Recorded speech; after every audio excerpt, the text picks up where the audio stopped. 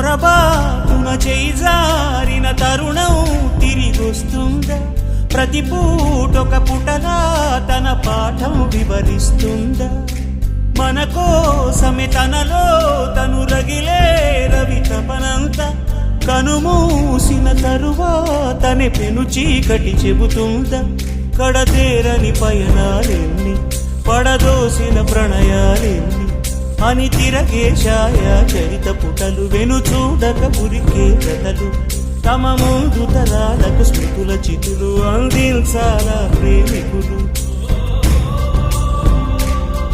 ఇది కాదే విధిరాత, అనుకోదేం ఎదురీత.